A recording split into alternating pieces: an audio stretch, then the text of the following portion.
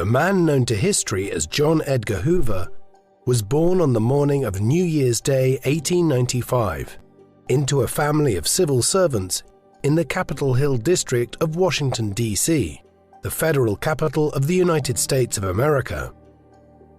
His father, Dickerson Naylor Hoover, worked for the U.S. Coast and Geodetic Survey, a scientific agency responsible for mapping the U.S. coastline. The Hoovers arrived in Pennsylvania from Germany in the 18th century, before moving to Washington in the early 19th century. The family had been working for the federal government since the 1850s, beginning with John Edgar's grandfather, John Thomas Hoover, who joined the Coast Survey in 1853. His mother, Annie Scheitlin, was descended from the Hitz family, the most prominent of Washington's Swiss immigrants. Annie married Dickerson Hoover in around 1880, and the couple would have 4 children between 1880 and 1895, of whom John Edgar was the youngest. Less than 2 years before his birth, his sister Sadie Marguerite died of diphtheria at 3 years old. When John Edgar was born in 1895, the United States was just over a century old. The country had expanded westwards across the American continent to the Pacific Ocean, while its initial 13 states had now grown to 44. For much of the century, political power rested with the states, and the federal government remained weak, though Abraham Lincoln used federal powers to keep the Union together during the American Civil War after 11 southern states rebelled in 1861 over the possibility that the federal government might abolish slavery.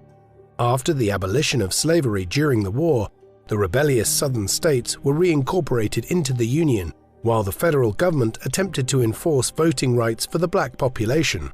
The final decades of the 19th century saw an economic boom known as the Gilded Age, during which the banker J.P. Morgan, the oil magnate John D. Rockefeller, industrialist Andrew Carnegie, and railway tycoon Cornelius Vanderbilt all made their vast fortunes.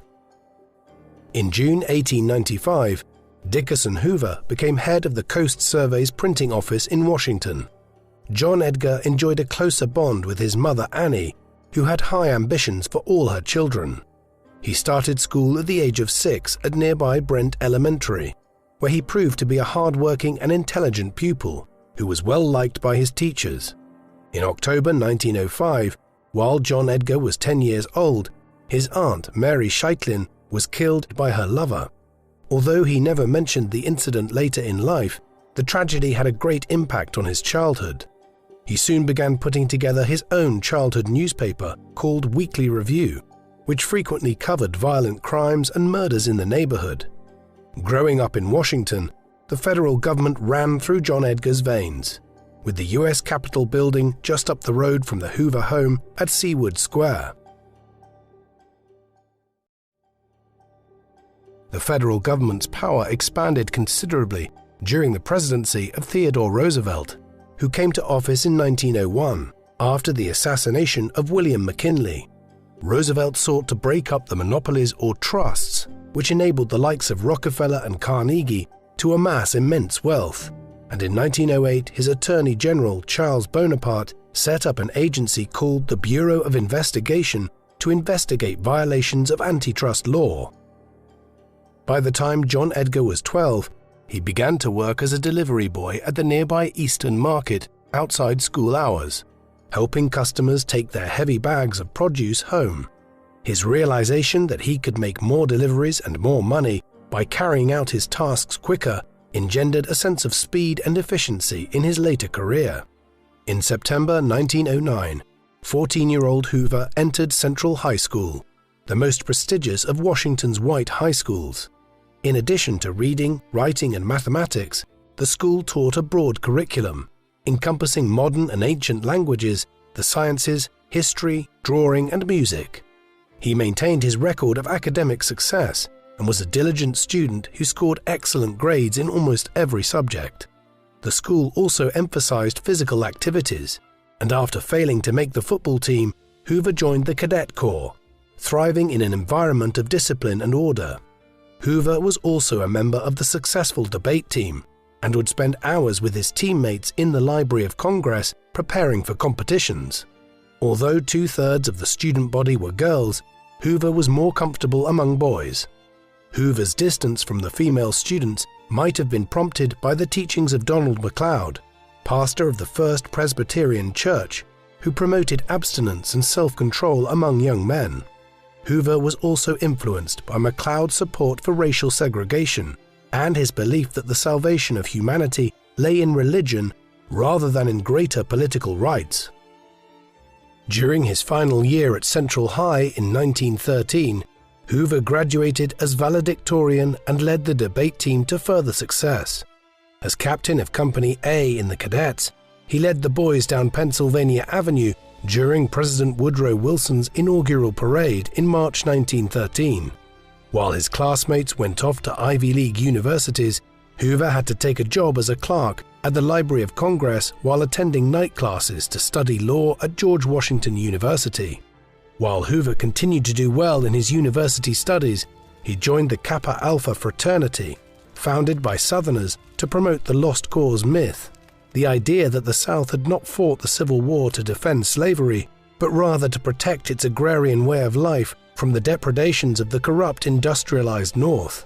Many of these views had been shared by President Wilson, the first president to hail from the South since the Civil War. Soon after coming to office, Wilson approved the segregation of federal employees in the federal capital. At the same time, Wilson continued his rival Theodore Roosevelt's legacy of expanding federal power to curb the excesses of wealthy businessmen, setting up the Federal Reserve System and the Federal Trade Commission in 1913. When John Edgar Hoover began working for the Library of Congress in October 1913, at the age of 18, he began a 59-year career in government service that would only end with his death in 1972. His job involved sorting and classifying new books and materials, which arrived in the library's collection according to a filing system introduced by Chief Librarian Herbert Putnam, known appropriately as the Library of Congress system. Hoover was impressed by Putnam's hands-on leadership, and his experience at the library led him to appreciate the importance of filing and classifying documents. Through his university course and his association with Kappa Alpha, Hoover began to meet prominent politicians from the South. John Abercrombie, the Democratic congressman from Alabama, would serve as an important political patron during the early years of his career. After graduating with a Bachelor of Laws degree in 1916, Hoover decided to stay on for one more year to obtain a master's degree.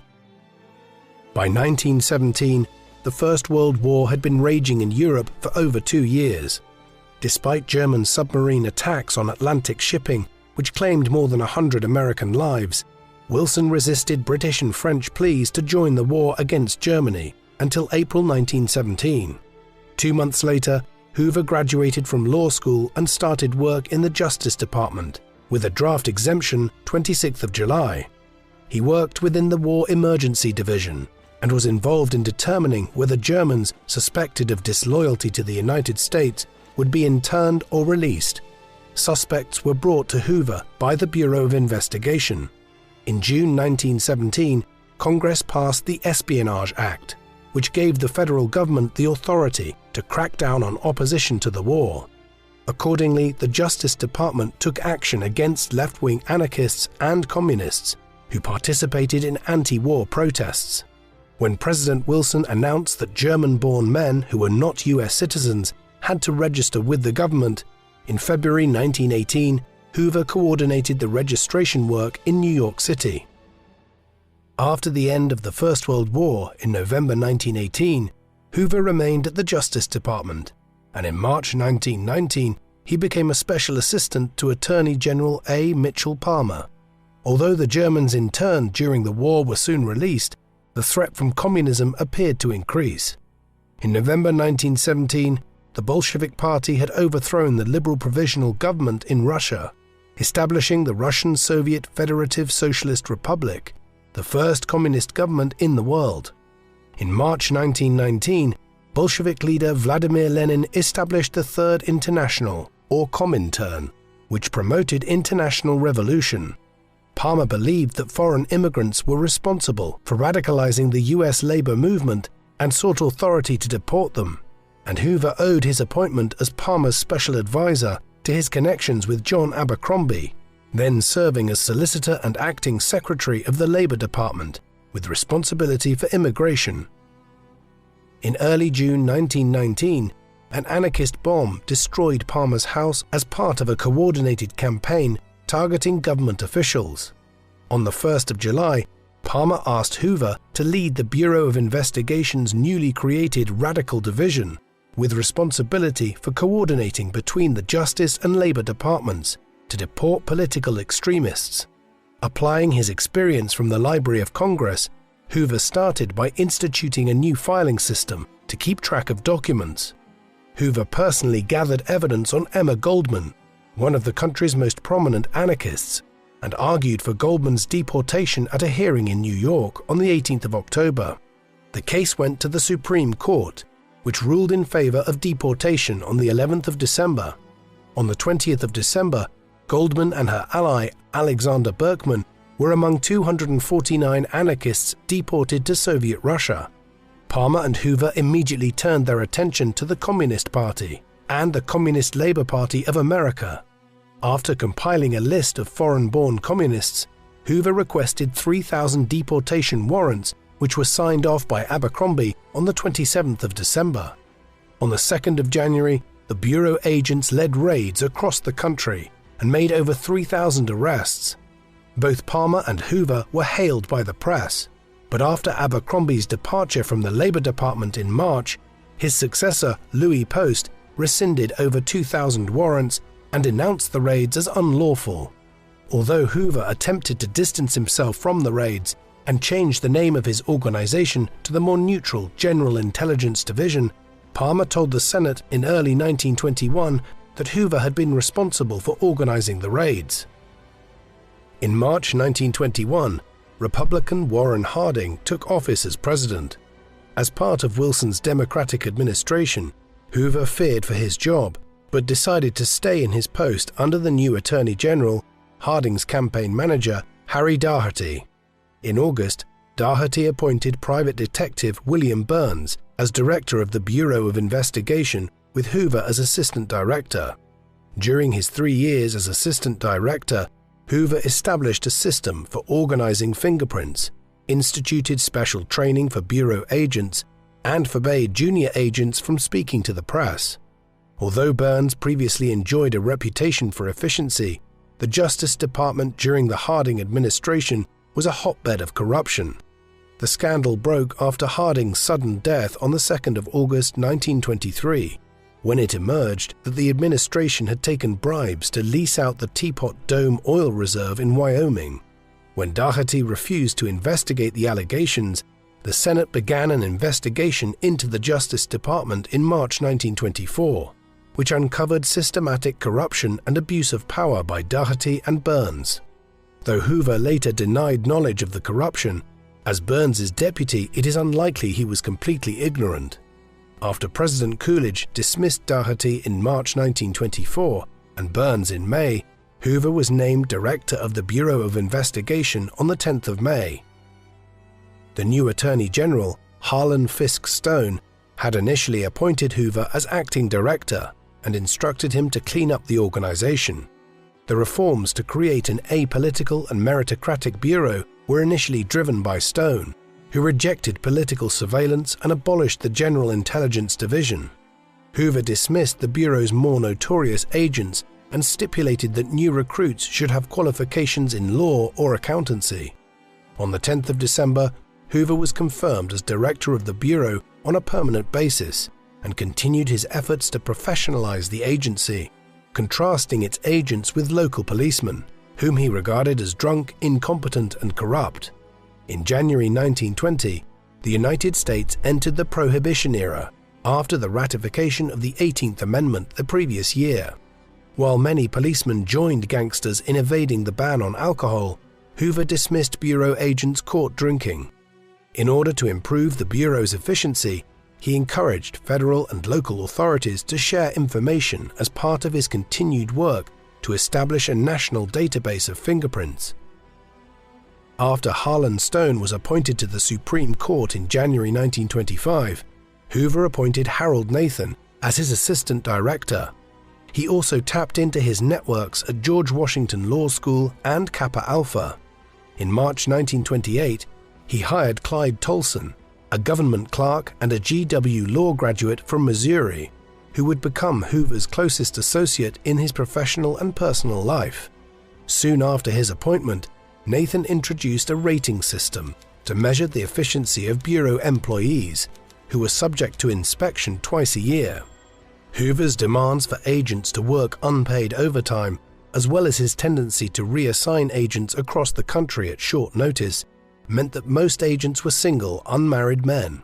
Hoover himself remained unmarried and continued to live with his widowed mother at Seaward Square. Despite having a female secretary, Helen Gandy, his relationships with younger male subordinates were far more intimate. As part of his personal reorganization, Hoover exhibited his conservative views by dismissing female agents and demoting African Americans to work as chauffeurs and valets. By the late 1920s, Hoover was well on his way to creating an organization that pursued his own agenda, free from political control. In March 1929, the newly inaugurated Republican President Herbert Hoover, no relation to John Edgar, spoke of the need for the federal government to tackle organized crime. The Bureau of Investigation's remit was relatively limited, and the president ensured it remained that way to avoid political controversies, leaving enforcement of prohibition to the Treasury and organized crime to the states. Instead, John Edgar Hoover worked with the police to establish a national system for crime statistics. The administration's focus on crime was soon superseded by economics during the Great Depression of the early 1930s. In 1932, Hoover invested his limited budget in the creation of a forensic laboratory that opened in November under the leadership of Special Agent Charles Appel. President Herbert Hoover's inability to drag the country out of economic depression led to his defeat in the 1932 presidential election to Democratic candidate Franklin D. Roosevelt, a distant cousin of Theodore Roosevelt. As Roosevelt spent his first 100 days in office dealing with a banking crisis, ending prohibition, and introducing unemployment insurance, Hoover was an afterthought. On the 17th of June 1933, 3 gangsters killed 4 law enforcement officers, including a Bureau agent at Union Station in Kansas City, Missouri.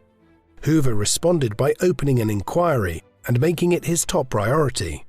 On the 29th of July, Attorney General Homer Cummings reappointed Hoover as director. A week earlier, oil executive Charles Urschel had been kidnapped in Oklahoma City. Following Urschel's release after making a large ransom payment, he assisted the Bureau's agents in tracking down the Tennessee gangster George Kelly Barnes, nicknamed Machine Gun Kelly. Kelly was arrested in September 1933 and spent the rest of his life in prison.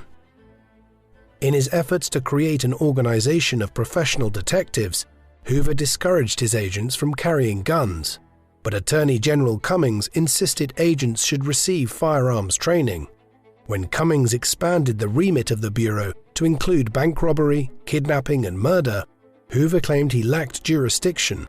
In March 1934, notorious bank robber John Dillinger escaped from Indiana prison in a stolen car. As car theft was the Bureau's responsibility, Hoover was forced to intervene and entrusted the case to his young protege Martin Purvis, head of the Bureau's Chicago office. On the 9th of April, the Bureau arrested Dillinger's girlfriend, but Dillinger himself escaped. When agents tracked Dillinger down to Little Bohemia in Wisconsin, the operation to apprehend him on the 22nd of April proved a disaster.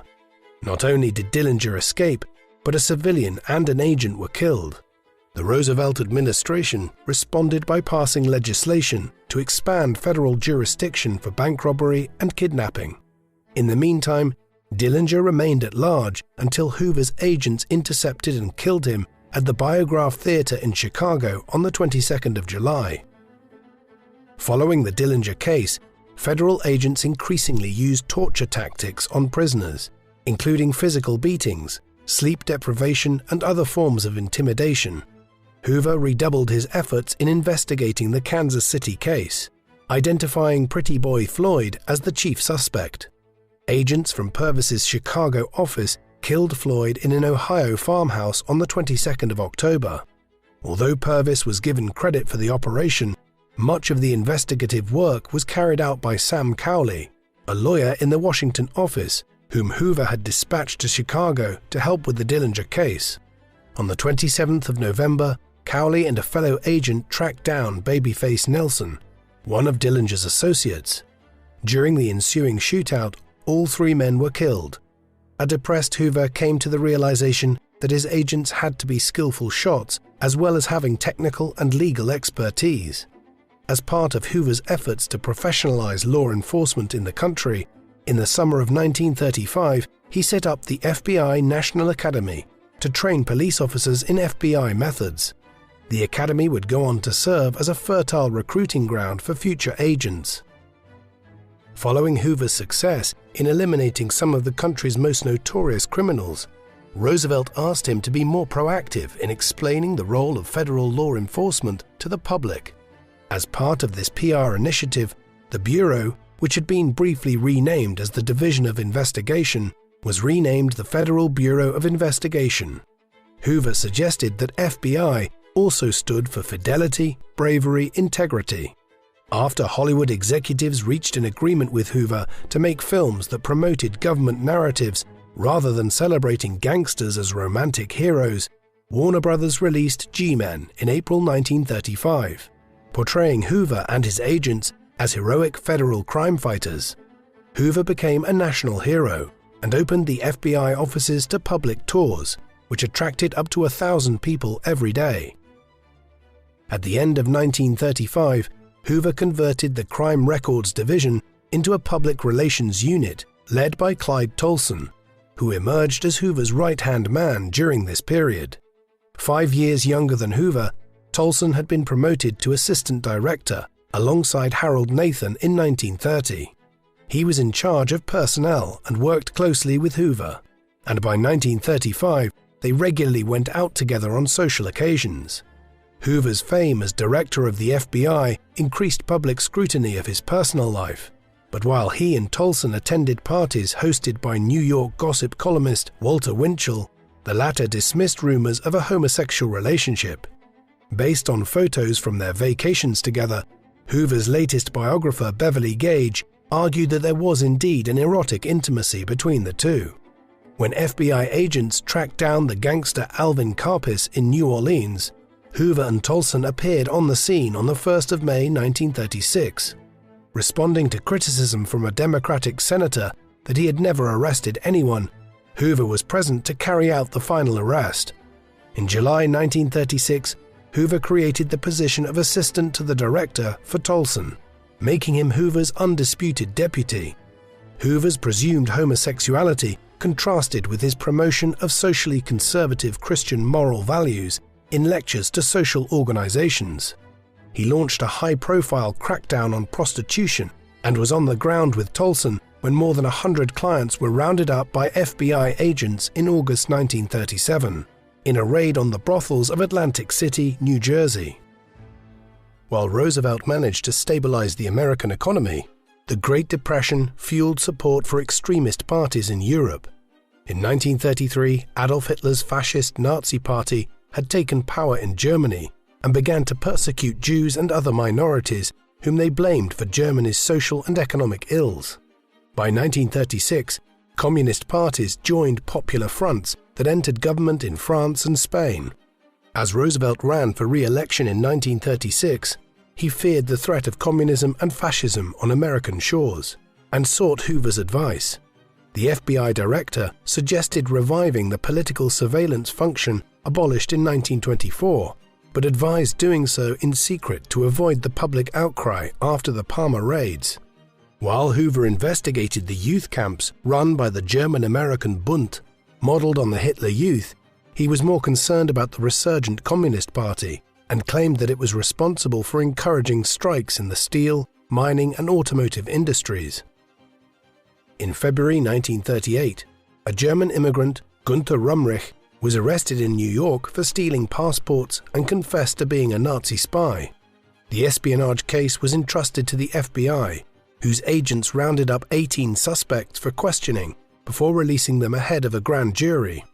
Though the FBI had carried out similar procedures in its investigation of gangsters, 14 of the suspects managed to flee the country. Once again, despite the FBI's failure, Roosevelt and Cummings offered to strengthen the FBI's powers. After presenting Roosevelt with the evidence he gathered on fascist and communist activity since 1936, Hoover secured the FBI's position as the country's leading counter-espionage agency. Hoover's increased responsibilities at work coincided with major changes in his private life. Following the death of his mother Annie in February 1938, he sold his childhood home in Seawood Square and moved to the Northwest neighborhood, a short drive from Tolson's apartment.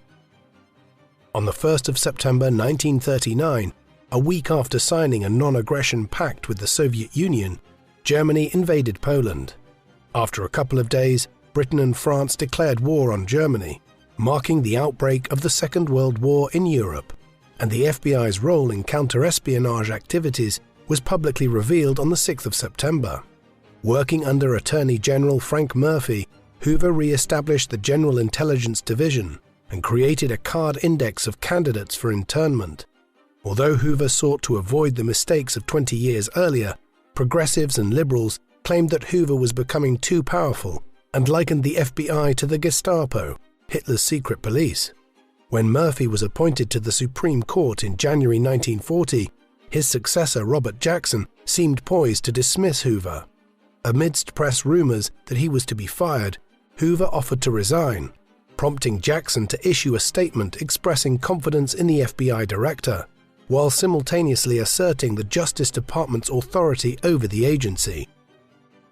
The surrender of France to Nazi Germany in July 1940, after 6 weeks of fighting, shocked the world, and Roosevelt responded by building up war production and expanding counter-espionage activities. In defiance of Hoover's liberal critics, Roosevelt authorized FBI wiretapping and passed the Alien Registration Act to force foreign-born residents to register with the government. Additionally, Roosevelt asked the FBI to conduct counter-espionage operations in Latin America, where the Germans were suspected of establishing their own intelligence network. To deal with the increased wartime workload, the FBI's employee count rapidly increased from under 2,500 in January 1940 to almost 5,600 in June 1941, while its budget grew to $25 million in 1942. The FBI set up wiretaps in foreign embassies and recruited informants to infiltrate factories, labor unions, and civil rights organizations. Hoover also cooperated with British intelligence and sent FBI agents to London and Canada for training. The FBI was able to maintain surveillance on a wide network of Nazi operatives through its double agent William Siebold, and on the 28th of June 1941, the FBI rounded up more than 30 Nazi spies and charged them under the Espionage Act. Despite this triumph, the FBI's cooperation with the British tailed off, as the latter preferred to work with Bill Donovan, the head of the Office of the Coordinator of Information, soon renamed the Office of Strategic Services. On the morning of the 7th of December 1941, Japanese aircraft launched a surprise attack on the US naval base at Pearl Harbor in Hawaii. Hoover had been tracking Hawaiians of Japanese ancestry for more than a year and was given authority to arrest those who weren't US citizens. Congress declared war on Japan on the 8th of December, and 3 days later, Hitler declared war on the United States. In the meantime, the FBI arrested thousands of Germans, Italians, and Japanese suspects and sent them to internment camps all over the country. While the FBI's arrest of Japanese, German, and Italian nationals was relatively limited, Roosevelt's War Department proposed interning all persons of Japanese descent regardless of citizenship.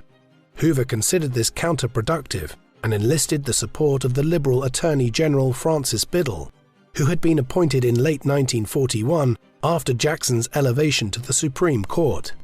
Despite Hoover presenting evidence suggesting that most Japanese Americans were not disloyal, in February 1942, Roosevelt signed an executive order authorizing the Army to relocate more than 120,000 Japanese Americans mainly from the West Coast, to detention camps in the interior.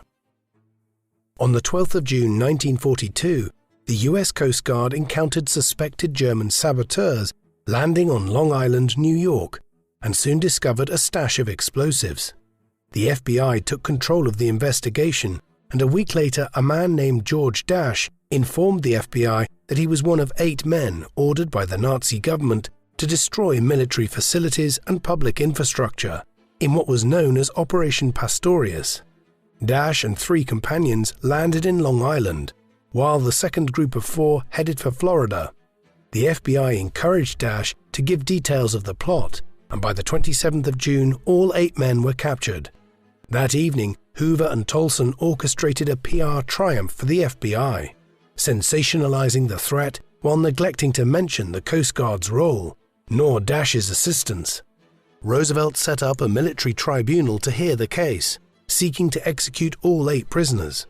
Although Hoover had promised Dash a presidential pardon, the latter was convinced that he had been betrayed. In fact, Hoover did encourage Roosevelt to spare Dash and his associate Peter Berger, who also helped the investigation. While the remaining 6 were swiftly executed, Dash was sentenced to 30 years and Berger to life imprisonment, and in 1948 both men were deported to Germany.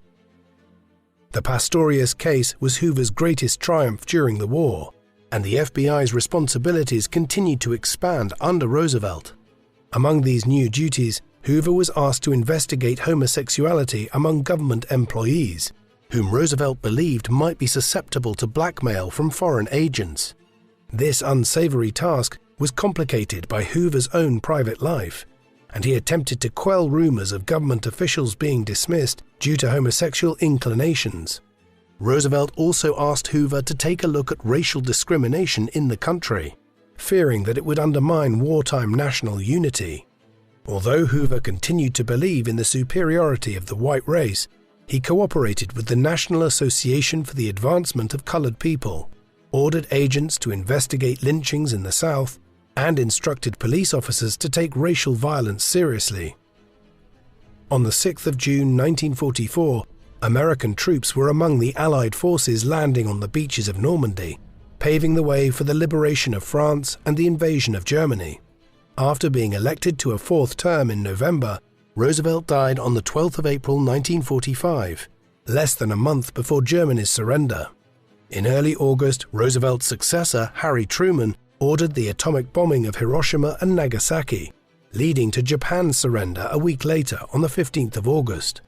Before Roosevelt's death, Hoover proposed that the FBI should take over peacetime international intelligence operations, sidelining, if not completely eliminating, Donovan's Office of Strategic Services. On the 20th of September, Truman abolished the OSS, leaving Hoover seemingly triumphant. However, on the 22nd of January 1946, Truman announced the creation of the Central Intelligence Group, bringing together operatives from the State, War, and Navy departments. The new organization would have the responsibility for international intelligence, while the FBI retained control over domestic intelligence. When Truman ordered the FBI to disband its intelligence operations in Latin America and transfer its facilities to the Central Intelligence Group, a bitter Hoover ordered his operatives to destroy everything they had gathered and to return to the United States within a month. In July 1947, the Central Intelligence Group became the Central Intelligence Agency, or CIA. After being frustrated in his ambitions to claim a global role for his agency, Hoover sought to demonstrate to Truman and the country that the FBI still had an important role to play domestically. Although lynchings in the South had declined during the war, a new wave began in 1946. In July, a family of 4 African Americans, among them a veteran of the recent war, had been killed in Georgia. Though the FBI's efforts to bring the perpetrators to justice had been foiled by a white population who routinely acquitted suspects in grand juries, Hoover was determined to get to the bottom of the case. Nevertheless, despite interviewing almost 2,800 witnesses and identifying 10 suspects, the FBI only managed to secure a single indictment for lying to the FBI. The Bureau was more successful in securing the indictment of 31 people for for the murder of a black man, Willie Earl, in South Carolina in February 1947, but a trial in May once again resulted in acquittal for all suspects. In his testimony to Truman's Committee on Civil Rights, Hoover demanded a federal law to facilitate the FBI's lynching investigations. In 1948, Truman urged Congress to pass a federal anti-lynching law and desegregated the military by executive order, but Southern Democrats blocked any progress on lynching. While Congress was unwilling to expand the FBI's jurisdiction on lynching, it was far more willing to support Hoover's anti-communist crusade. Although the Soviet Union had been a wartime ally after its invasion by Germany in June 1941, Hoover continued surveillance of American communists. The FBI claimed that the Soviets had not only infiltrated labor and civil rights organizations, but were firmly embedded in military facilities and government departments. On the 7th of November, Soviet spy Elizabeth Bentley defected to the FBI and gave the names of nearly 150 Soviet spies, including Harry Dexter White at the Treasury, a prominent player in the Bretton Woods Conference on the future of the global economic system. Bentley's information echoed that of Whittaker Chambers, former communist and journalist for Time magazine, who had named State Department official Alger Hiss, who chaired the conference that established the United Nations.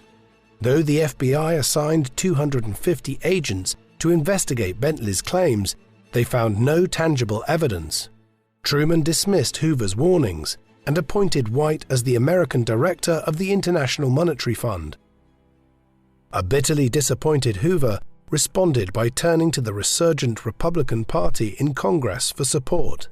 At the same time, he reached out to the House Un-American Activities Committee, which had been formed in 1938 to investigate fascist and communist subversion.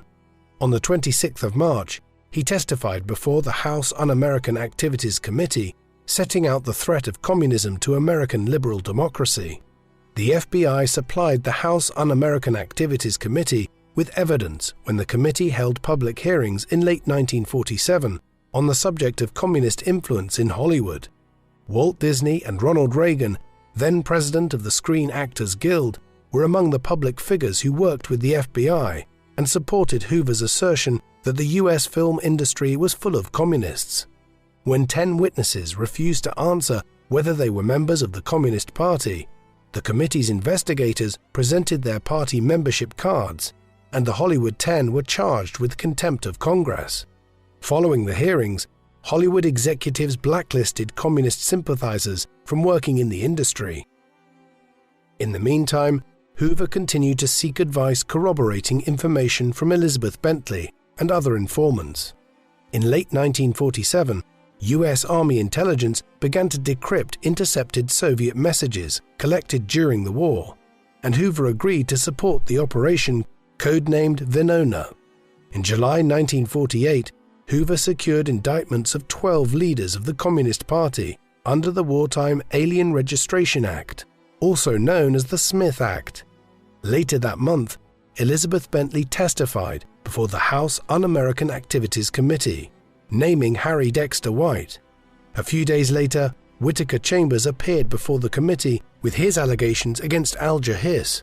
An enraged Hiss requested the right to defend himself and appeared before the House Un-American Activities Committee on the 5th of August, vehemently denying he was a member of the Communist Party. Harry Dexter White gave his testimony on the 13th, 3 days before his death from a heart attack. Hoover was ill with pneumonia while the Hiss case held the country's attention, and in December, Hiss was indicted for perjury after Chambers provided the House Un-American Activities Committee with a further cache of documents. Hoover was disappointed that it was the House Un-American Activities Committee rather than the FBI which uncovered the key evidence that condemned Hiss. However, almost immediately, he was informed that a Soviet spy mentioned in the Venona cables was identified as Judith Coplin, an employee of the Department of Justice's Foreign Agents Registration Section, who would have compromised the FBI. Hoover authorized the surveillance of Coplin and her social contacts, and baited her with a fake report, leading to the arrest of Coplin and her Soviet handler on the 4th of March 1949. Over the course of 1949, the FBI would secure convictions in all three cases: the Smith Act, the Hiss trials, and the Copland case. When the latter had her convictions overturned on appeal, Hoover decided to drop the case, fearing that it would compromise Venona, which remained secret from Truman and the CIA. In late August 1949, the Soviet Union conducted its first nuclear test. Just over a month later, Mao Zedong's Chinese Communist Party took power in China. Both developments were taken as signs that America was losing the Cold War. The ideological struggle between the Soviet Union and the United States for global influence. The Venona decrypts indicated that the Soviets had knowledge of the American Manhattan Project, which led to the development of the nuclear bomb. The FBI and British intelligence initially secured the conviction of physicist Klaus Fuchs, who enabled the FBI to go after his American handler Harry Gold. The trail eventually led to New York engineer Julius Rosenberg and his wife Ethel, who could now be matched with the code names of operatives mentioned in the Venona cables. The FBI arrested Julius on the 17th of July and Ethel on the 11th of August, but neither would cooperate. The two were tried on the 6th of March 1951, found guilty and sentenced to death. When left-leaning intellectuals from around the world campaigned to reverse the verdict, Hoover hoped that the Rosenbergs might be persuaded to talk, but both met their end in the electric chair on the 19th of June 1953.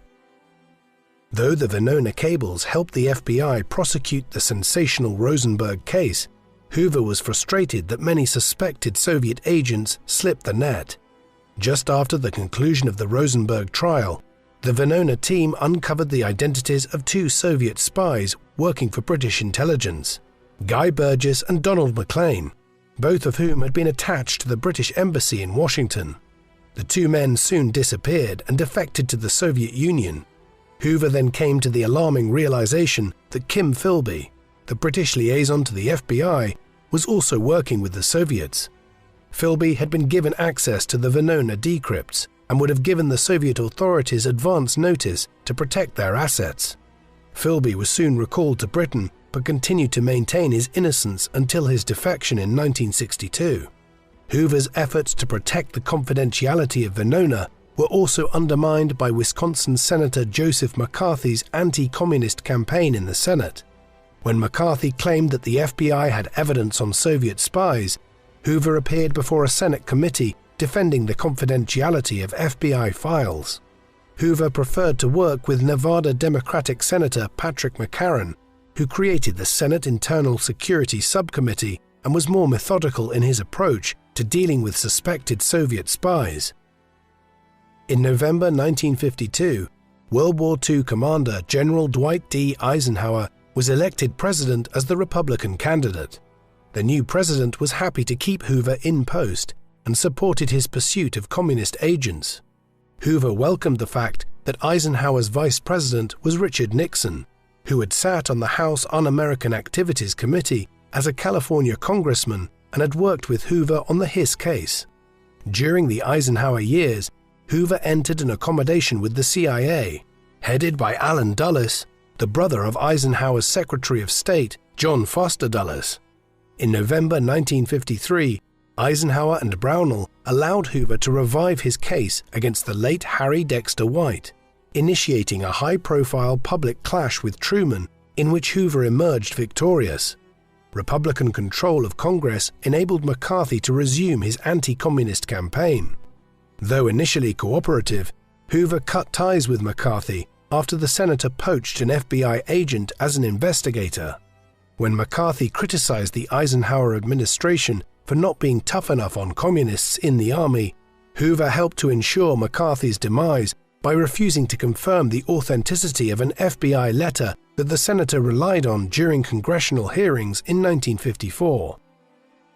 In 1954, Supreme Court Chief Justice Earl Warren ruled in Brown v. Board of Education that racial segregation in schools was unconstitutional. Despite his personal views, Hoover was required to enforce the new ruling, but encountered the usual obstacles from Southern society. Although Congress passed the Civil Rights Act of 1957 to strengthen federal enforcement of civil rights, local authorities were unwilling to cooperate with the FBI. As he turned back to his anti-communist crusade, Hoover received unexpected support from Soviet leader Nikita Khrushchev, who denounced the purges and personality cult of his predecessor Joseph Stalin in a speech to party officials in February 1956. Khrushchev's speech undermined American communism, and by 1957 the Supreme Court made a series of rulings to limit the FBI's ability to go after communists. Hoover warned against complacency and in 1956 established the secret COINTELPRO, short for Counterintelligence Program, which aimed to foment division in the Communist Party. In 1958, Morris Childs, one of the FBI's agents in the Communist Party, was invited to meet the Soviet leadership in Moscow before calling on Mao Zedong in Beijing on his return, providing Hoover with valuable intelligence which he duly passed on to Eisenhower. In the 1960 presidential election, Hoover's friend Vice President Richard Nixon was narrowly defeated by John F. Kennedy, the young Democratic senator from Massachusetts. Hoover was unimpressed by Kennedy, whose frequent sexual affairs threatened to compromise him as president. He was far happier with Kennedy's vice president, Texas Senator Lyndon B. Johnson, a neighbor of almost 20 years who was sympathetic to the FBI as Senate Majority Leader. After the president appointed his 35-year-old brother, Robert Kennedy, as Attorney General, Hoover was appalled by Bobby's unprofessional manner and his habit of calling at the FBI offices without prior notice. On a more fundamental level, Hoover opposed Bobby's proposals for a crime commission to tackle organized crime, resenting the insinuation that the FBI was not doing enough. Although Hoover had previously denied the existence of an American mafia, by the 1950s the Bureau had been secretly gathering evidence and wiretapping mafia bosses in Chicago. After Hoover met with both Kennedys, in April 1961, Bobby dropped the Crime Commission proposal and instead advocated for increasing the FBI's enforcement powers. On the 17th of April, the CIA-backed invasion of communist Cuba at the Bay of Pigs proved a fiasco, allowing Hoover a perfect opportunity to attack the agency's incompetence. The following day, Hoover received information that the CIA had sought assistance from the mafia, and Bobby Kennedy confirmed to Hoover that Chicago mobster Sam Giancana had been approached by the CIA to assassinate Cuban communist leader Fidel Castro. The FBI's interrogation of Giancana revealed the Kennedys' links to organized crime, information which Hoover kept under wraps. Hoover and Bobby's relations were also strained by the continued challenge of civil rights enforcement. In May 1961, civil rights activists launched the Freedom Rides campaign, taking buses into the South to test whether desegregation would be enforced. Although the FBI had informants in the Ku Klux Klan who warned of an attack in Birmingham, Alabama on the 14th of May, the local police failed to take action when the buses were attacked. When Bobby requested FBI assistance in protecting the riders, Hoover refused and limited the Bureau to gathering evidence. While the Klan considered Hoover an enemy, the FBI continued its surveillance of civil rights leaders based on Hoover's belief that the movement was being radicalized by communists. Through its informant Morris Childs and his brother Jack, for several years the FBI had been interested in Stanley Levison, a New York businessman and financial backer of the Communist Party, who by the early 1960s was serving as an advisor to Reverend Martin Luther King Jr., the leader of the Southern Christian Leadership Conference, who served as the Kennedy White House's conduit to the civil rights movement. In early 1962, Hoover informed the Kennedys of King's communist links, hoping that the White House encouraged the civil rights leader to quietly remove Levison and Jack Odell, another of King's advisors who was suspected of being a secret member of the Communist Party leadership. In the following months, King understated Odell's role and accused FBI agents of bias and sympathy with the segregationists. While Hoover responded by transferring some northern agents to the South, he increasingly regarded King as a dangerous man and launched a personal vendetta. In the spring of 1963, King organized civil disobedience demonstrations in Birmingham but FBI surveillance of Leveson indicated that King was planning a march on Washington to call for stronger federal civil rights legislation. When Hoover passed this information to Kennedy, on the 11th of June, the president decided to seize the initiative by proposing a comprehensive federal civil rights law to desegregate all public spaces. A few days later, the Kennedys once again urged King to dismiss Odell and Leveson. While acknowledging Odell's communist affiliations, King stood by Leveson in the absence of conclusive proof, which Hoover refused to provide in order to protect his sources. On the 28th of August 1963, King led a march on Washington, delivering his famous "I Have a Dream" speech to a crowd of over 250,000 people. The event caused Hoover to focus on King himself as a threat to national security, and he authorized the wiretapping of King's home and office. While racial violence continued to engulf the South, President Kennedy was shot and killed in Dallas, Texas, on the 22nd of November 1963. After initially instructing FBI agents in Texas to track down right-wing extremists, after Dallas police detained Lee Harvey Oswald as the chief suspect less than an hour later, Hoover ordered his men to focus on Oswald. Though the FBI already had a file on Oswald due to his brief stay in the Soviet Union and his Russian wife, they did not consider him an active threat. While Hoover was prepared to believe that Oswald was a communist who acted alone in gunning down Kennedy, that evening he received instructions from President Lyndon Johnson to carry out a thorough investigation into the late president's death. The following day, Hoover ordered his agents to work on establishing Oswald's guilt, an approach that may have reflected a desire to protect the FBI's surveillance of communists and organized crime. On the 24th, while Oswald was being escorted by Dallas police to a more secure detention facility, he was fatally shot by Jack Ruby, a nightclub operator in Dallas. Oswald's death frustrated Hoover's hopes that he could get the investigation over with quickly, and fueled speculation and alternative theories. Although Johnson hoped that the investigation into Kennedy's death would remain in the hands of the FBI, he bowed to political pressure and established a special commission under Chief Justice Earl Warren. On the 9th of December, the FBI delivered a 400-page report with information on Oswald's links with Cuba and a recent trip to the Soviet embassy in Mexico City, leaving out any information unrelated to Oswald. Moreover, while the report acknowledged that the FBI had known about Oswald, it did not reflect Hoover's personal belief that his agents had been negligent prior to the assassination. When the commission criticized the FBI's reports for not being thorough enough, Hoover responded by flooding the commission with thousands of pages of evidence uncovered during the investigation. At the same time, an indignant Hoover aimed to suppress a false rumor heard by the commission in January 1964 that Oswald had been an FBI informant. Despite hostility from the Warren Commission, Hoover retained Johnson's support, and on the 8th of May, the president exempted him from mandatory retirement at the age of 70. On the 14th, Hoover testified before the Warren Commission, defending the view that Oswald had acted alone, and the commission's final report in December echoed the FBI's conclusions.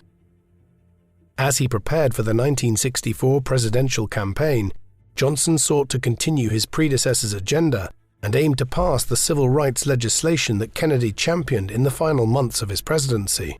In the meantime, the FBI claimed that as a result of its surveillance, it had found that King was having several extramarital affairs and participated in sex parties, reports that Hoover shared with Congress off the record. When the Johnson administration expressed fears that Hoover's innuendos would imperil the president's civil rights agenda, Hoover backed off.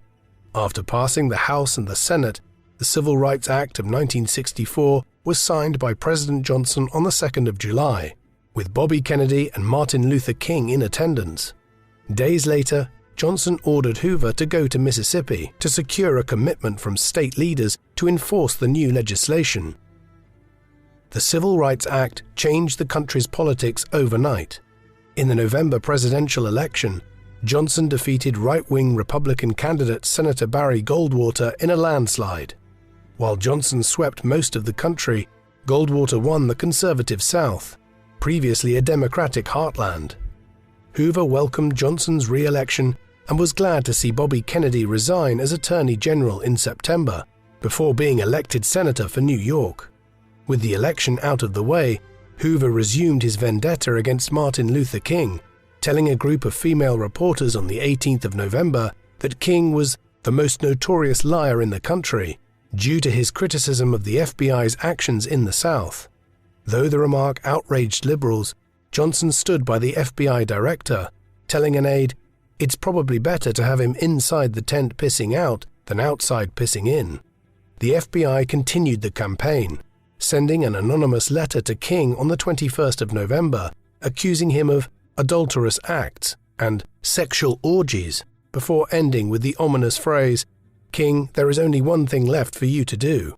You know what it is. You have just 34 days." Seemingly a suggestion that King should end his own life by Christmas. Despite a seemingly cordial meeting with King on the 1st of December, during which he declared his full sympathy with the civil rights movement, Hoover authorized his agents to continue the campaign against King. The controversy did little to dent his popularity in the country, and his approval rating stood at around 80%. Though Hoover could not tell King openly, in July 1964 he launched a COINTELPRO campaign, codenamed White Hate, targeting the Ku Klux Klan, seeking to break the organization by the same methods he used against the Communist Party. Although the FBI informants managed to prevent some attacks, it failed to prevent the Klan's shooting of Viola Liuzzo, a white woman who was driving civil rights activists back to Selma, Alabama, after joining King's march to the state capital of Montgomery on the 25th of March. The FBI immediately solved the case, since its informant Gary Rowe was in the offending vehicle. Without pausing to ask why Rowe had not intervened to prevent the shooting, Hoover and Johnson heralded the case as a success for federal law enforcement. Over the next 3 years, the FBI's efforts led to the disintegration of the Klan. The racial violence in the South was part of a national increase in violent crime during the 1960s, which troubled Hoover. According to the FBI's data, the murder rate doubled between 1963 and 1968. Although Johnson had called for a war on crime in 1965, at the same time the President and the Supreme Court obliged Hoover to limit wiretapping. Hoover also had to contend with the New Left movement, dominated by liberal students who supported civil rights and opposed the increasing American military presence in Vietnam, where the US armed forces were propping up anti-communist South Vietnam against communist North Vietnam. In July 1967, Johnson asked Illinois Governor Otto Kerner to chair a commission into the causes of the civil disorder that was sweeping the country. In his testimony to the commission, Hoover placed the blame on communists, students, and black rights activists. When the Kerner Commission reported in February 1968, it concluded that white racism and the lack of opportunities for ethnic minorities were primarily at fault. While acknowledging that communism was no longer the driving force behind the violence, Hoover disagreed and initiated a COINTELPRO program to focus on the student protesters of the New Left. As the death toll in Vietnam piled up, with little to show for it, Johnson's popularity was in steady decline. While seeking re-election for a second full term in 1968, Johnson faced a challenge from Bobby Kennedy in the Democratic primaries. In late March, Johnson shocked the nation by proposing peace talks in Vietnam and withdrawing his presidential candidacy. Days later, on the 4th of April 1968, Martin Luther King was assassinated in Memphis, Tennessee. Knowing that the FBI's antagonism with King would place the Bureau under suspicion, Hoover sought to leave the investigation to local authorities, only for Attorney General Ramsey Clark to invoke federal jurisdiction. Hoover immediately ordered his agents to action to prove that the FBI was not responsible. Within 2 weeks, FBI agents used its database to match the fingerprints on the murder weapon with those of James Earl Ray. Although Hoover ordered thousands of agents to track down Ray's whereabouts, the case seemed to run cold. While the nation was still reeling from King's assassination, on the 4th of June, Robert Kennedy was shot while celebrating his victory in the California primary. Bystanders soon apprehended the culprit, a man by the name of Sirhan Sirhan, who made no attempt at escape.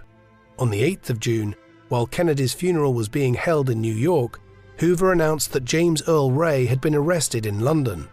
Although much of the work was carried out by Canadian authorities examining passport applications, Hoover was happy to take the credit.